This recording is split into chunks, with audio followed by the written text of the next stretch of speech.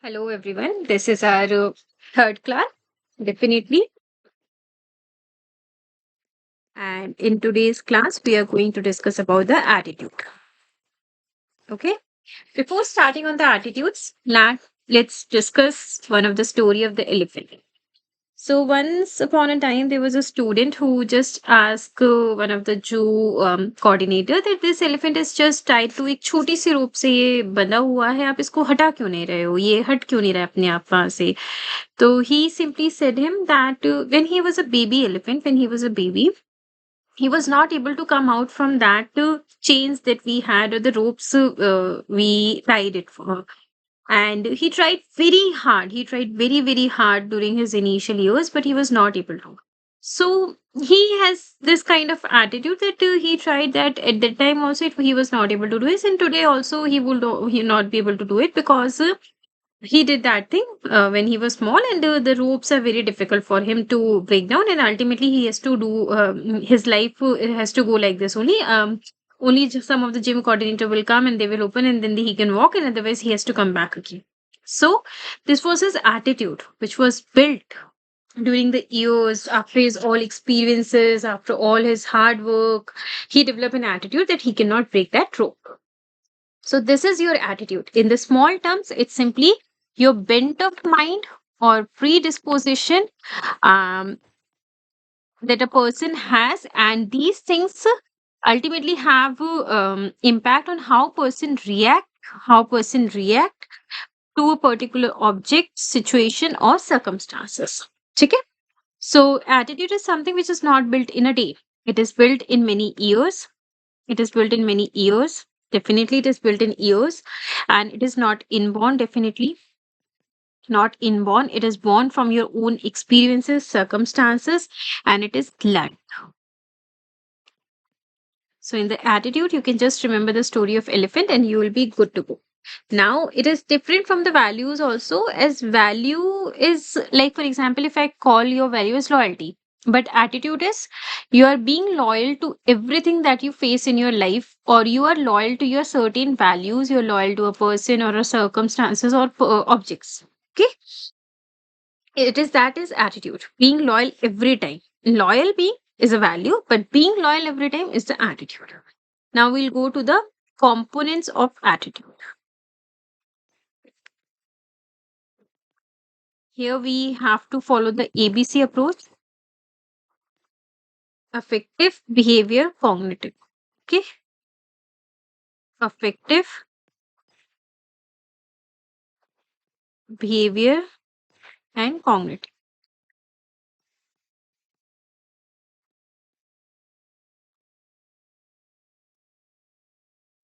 Affective means your affection, your feelings, your emotions towards an object, your feelings, emotion towards an object. Okay, your behavior, how you behave or response towards a particular thing.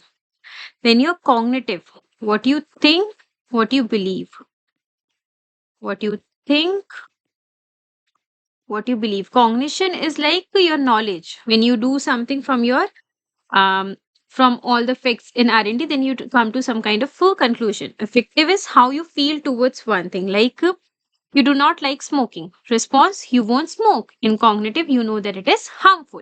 Okay. So now we again come to the same topic, sources of attitude or how your attitude is formed. How attitude is formed. The same thing, how your attitude is formed from your family, circumstances, friends, educational institution, peers, media, in everything. But here we have certain theories also on how attitude is formed. Observation, very important. And here, in the case of observation, we quote the name of one of the thinker that is Albert Bandura, who gave us a person observes and then try to reciprocate it or try to change us itself. Albert Bandura. Okay. Then come Pavlovian conditioning. Pavlovian conditioning. Okay. Pavlovian conditioning means stimulus generates response.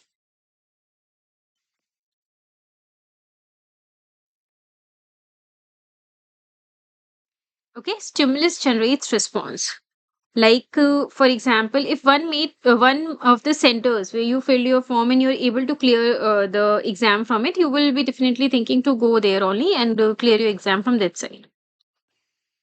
Okay, so this is your Pavlovian conditioning. Then is instrumental conditioning.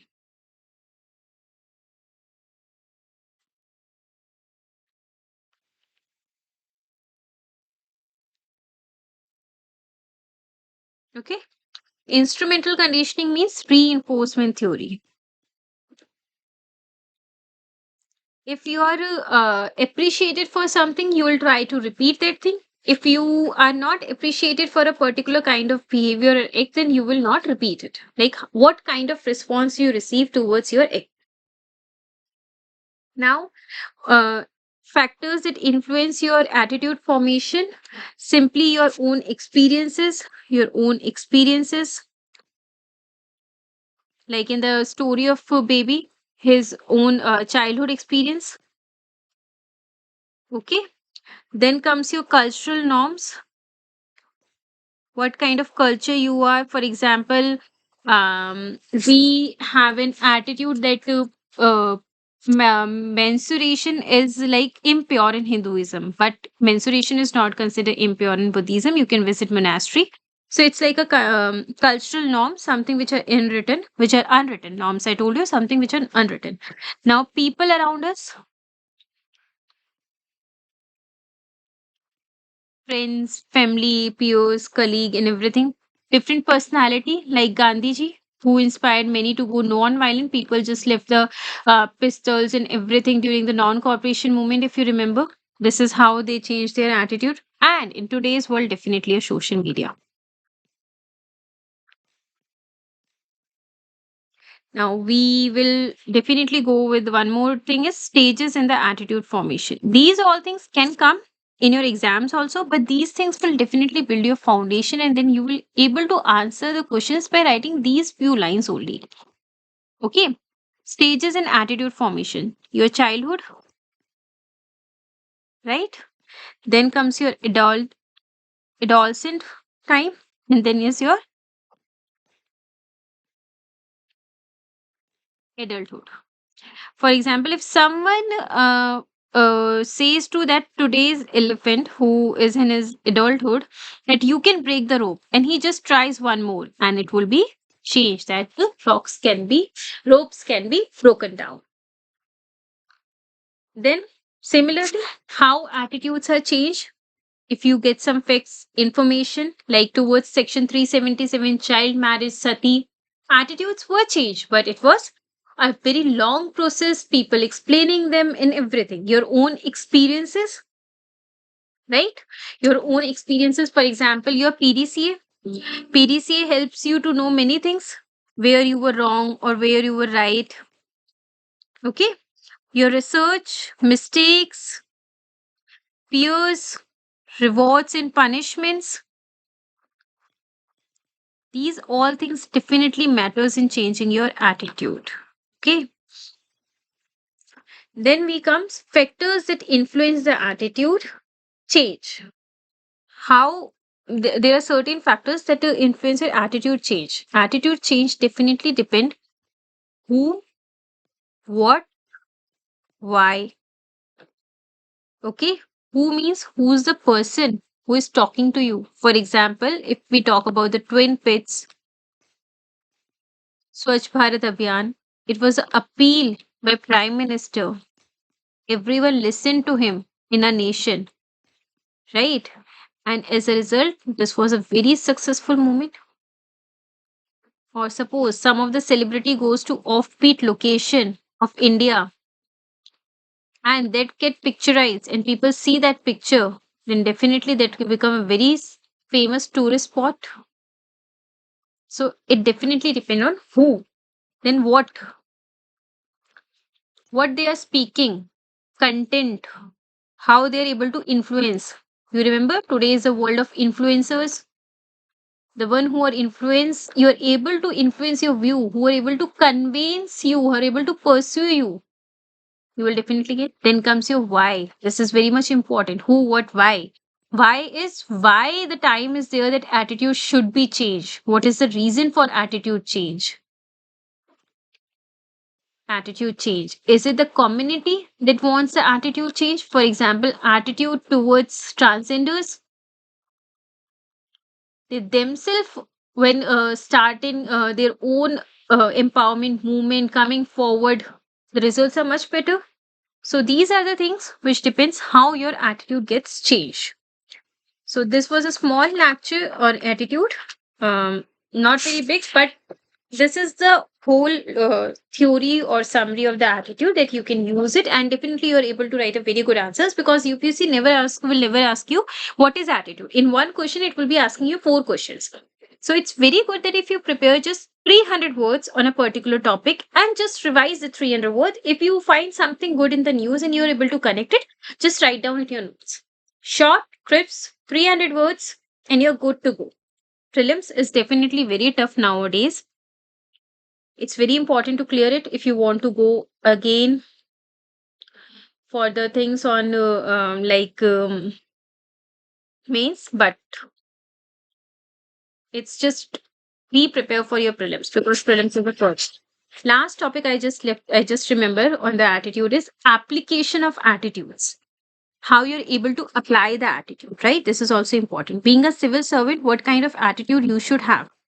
A civil servant must be one who has an attitude of resilience, because he has to face many trolls, negative critiques, where very few people are there who will give you positive appreciation. All will be there to critique you.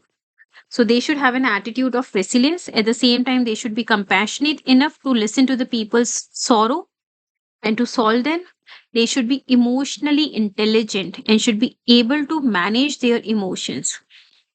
Okay, and they should be one who upholds every time the constitution, rule of law, and the basic values of our nation. We will definitely write basic values of our nation, because India as a nation is born with values of our freedom fighters. Okay, now, but in reality today, what we see, corruption, right? Nexus, or sense of superiority among the civil servants, like recent Delhi case where the dog was walking on some of the sports stadium.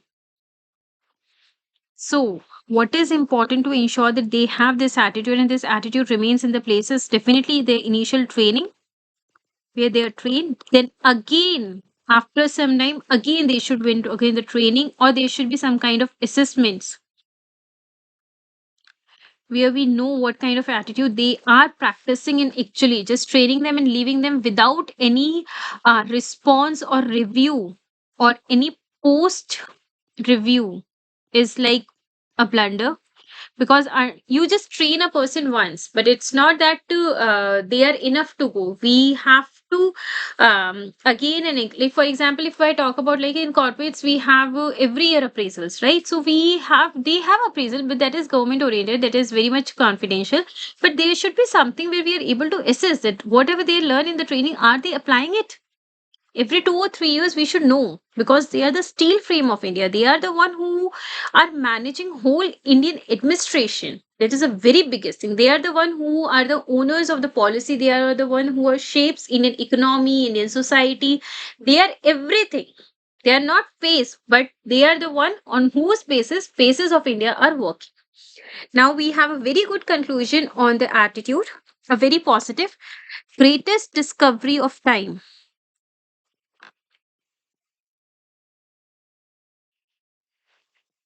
of all time, is that a person can change his future by merely changing his attitude. Okay, so this is the end of class 4th. Now, class 3. Now we are going to begin in another class what is aptitude, emotional intelligence, and all the terms that are there in your UPSC syllabus. Thank you all.